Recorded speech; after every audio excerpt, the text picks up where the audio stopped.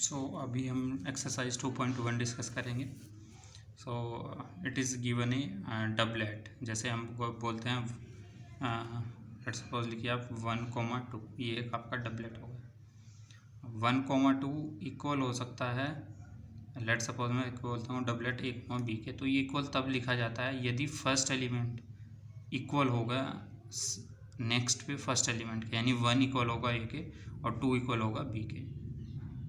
ठीक है, तो हम ऐसे लिख सकते हैं। अगर आप लिखना चाहेंगे, यहाँ पे देखना चाहेंगे x/3 + 1, y-2/3 = 5/3, 1/3, तो आप इक्वल टू तब लिखते हैं दो डबलेट में जब फर्स्ट की जो वैल्यू है इसके फर्स्ट के इक्वल हो जाए और सेकंड वाली वैल्यू सेकंड के।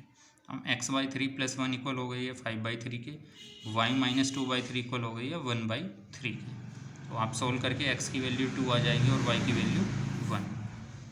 Question number second, if the set A has 3 elements and the set B 3, 4, 5, then find the number of element in Cartesian product A cross B। तो number of element in A cross B कैसे निकलेंगे? Number of element in A into number of element in B, यानी A के अंदर 3 element हैं already बोल दिया है, और B के अंदर 1, 2, 3, तो 3 एलिमेंट B के अंदर होगा, यानी 3 क्रॉस 3 = 9 वैल्यू आपकी आ गई। Question number 3, G = 7,8 and H = 5, 4, 2, find G cross H and H cross G। तो G क्रॉस H आपकी वैल्यू आ गई है G सेट और H सेट का कार्टेशियन प्रोडक्ट, यानी 7 आप रिलेट कर दीजिए 5 के साथ, 7 4 के साथ, 7 2 के साथ, सेम ईयर 8 5 के साथ, 8 4 के साथ, 8 2 के साथ। ठीक है, आप देखेंगे G क्रॉस H में एलिमेंट आ जाएंगे 2 × 1 2 3, यानी number of element in G into number of element in H। तो G में 2 एलिमेंट हो गए और H में 3, दोनों की मल्टीप्लाई करेंगे 2 × 3 6, तो देखिए 1 2 3 4 5 6 एलिमेंट ही आपको मिले। अब H क्रॉस G, तो H क्रॉस G में ध्यान रखना, जब हम G क्रॉस H की बात करते हैं तो फर्स्ट एलिमेंट G के आएगा सेट से, सेकंड एलिमेंट H से आएगा। ऐसे ही H क्रॉस G, तो फर्स्ट एलिमेंट H का आएगा, सेकंड एलिमेंट G का आएगा। यानी आप H देखेंगे 5 रिलेट कर दीजिए 7 के साथ, 5 रिलेट कर दीजिए 8 के साथ, तो 5, 7 5, 8, फिर फर्स्ट एलिमेंट H से, सेकंड G से, यानी 4 की बारी है, 4, 7 4, 8, नेक्स्ट 2, 7 2, 8, ये H क्रॉस G के आ गए। तो हम यहाँ से देख सकते हैं G cross H is not equal to H cross G, ये भी नोट करने वाली आप बात है। जो आपकी वैल्यू G क्रॉस H आएगा नॉट इक्वल टू होगा H क्रॉस G के। क्यों? क्योंकि यहाँ पे फर्स्ट एलिमेंट 7 है, इधर फर्स्ट एलिमेंट 5 है, इधर सेकंड एलिमेंट 5 है, इधर सेकंड एलिमेंट 7 है, तो दोनों इक्वल नहीं है, ये भी एक प्रॉपर्टी होती है। तो A cross B is not equal to B cross A, क्योंकि एलिमेंट का ऑर्डर्ड पेयर चेंज हो जाता है। जैसे यहाँ फर्स्ट एलिमेंट 7 है, यहाँ 5 है, बल्कि यहाँ पे ऑर्डर्ड पेयर चेंज हो गया है, जो सेकंड वाला था वो फर्स्ट बन गया, इसीलिए G cross H will not be equal to H cross G, या A cross B will not be equal to B cross A। Question number 4, find the following are true और false. P में value दी है M, N, Q में N, N, देन P cross Q। P cross Q यानी first element P से, second element Q से, यानी M रिलेट हो गया N के साथ, M, M के साथ। ऐसे मैं बोलता हूँ Q cross P, sorry P cross Q में M N से और M M से, फिर N N से और N M से, यानी 4 एलिमेंट आएंगे, बल्कि P क्रॉस Q में क्या है 2 ही एलिमेंट लिखे हैं, ये तो क्या है फॉल्स हो गया। आप देखिए भी P क्रॉस Q मैंने लिख दिया है, ये फॉल्स है। If A and B are non-empty set and A cross B is a non-empty set of ordered pair x, y such that x belongs to A and y belongs to P। A भी non-empty set दिया है, B भी non-empty set दिया है, और ordered pair दे दिया x, y such that x belongs to A and y belongs to B। तो yes ये ट्रू है, क्योंकि A क्रॉस B भी आपका क्या है, एक नॉन एम्प्टी सेट ही जाएगा। ये इसने कहा है कि ये ट्रू है क्या, कब, जब A और B दो नॉन एम्प्टी सेट है, तो उनका cross multiplication A cross B भी एक नॉन एम्प्टी सेट ही जाएगा।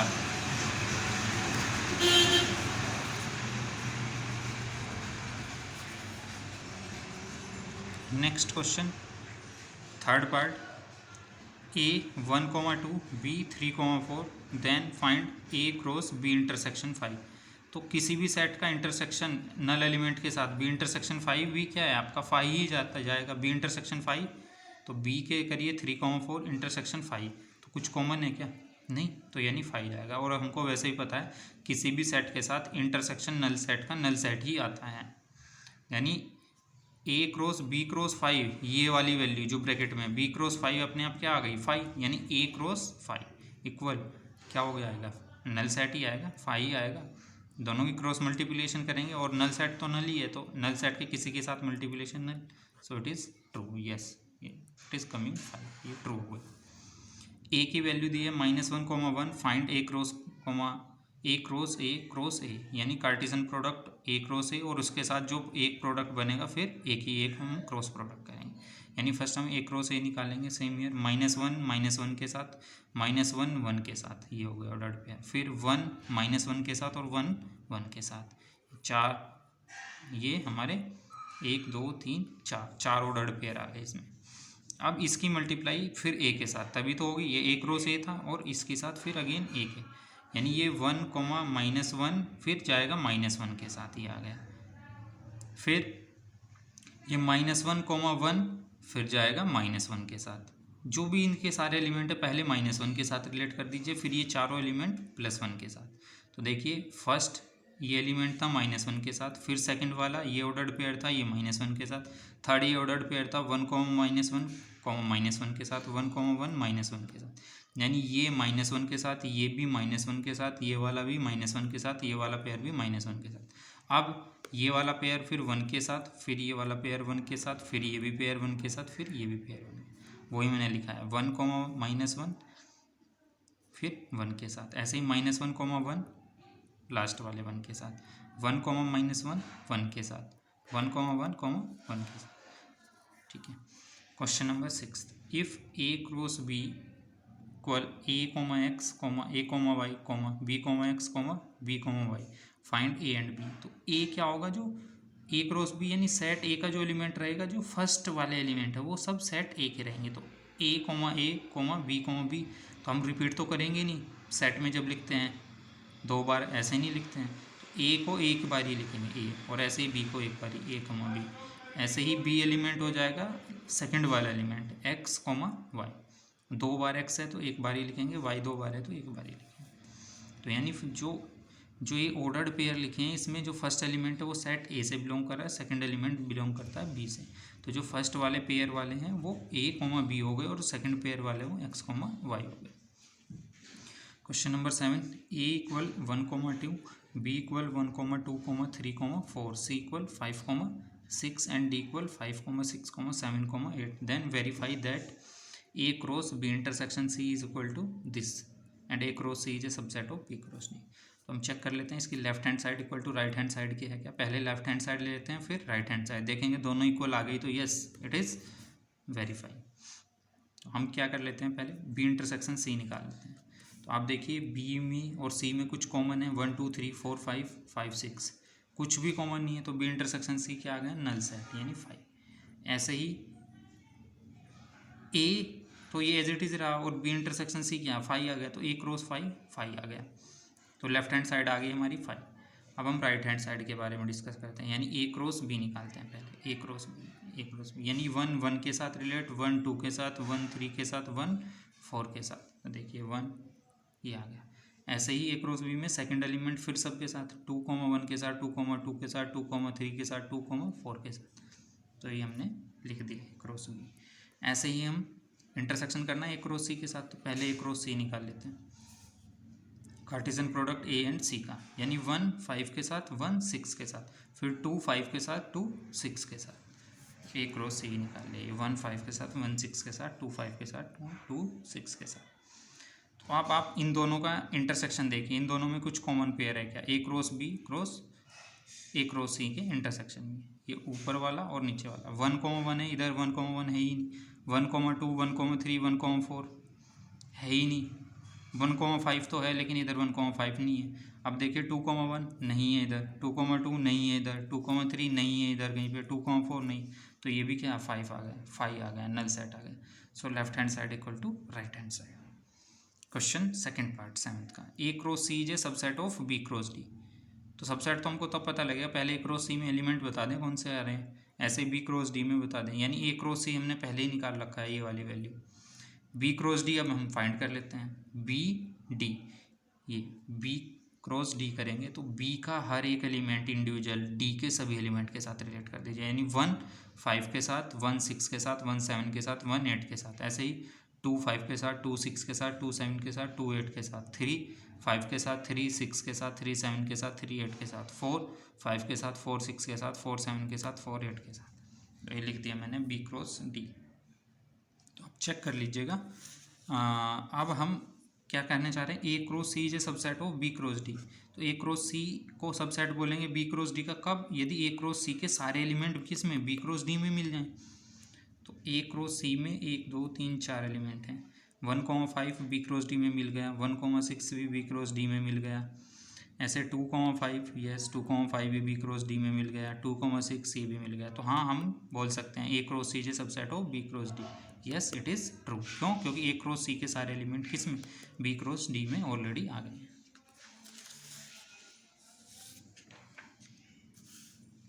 Question number 8, set A 1,2 B 3,4 right A cross B, how many subset will A cross B have.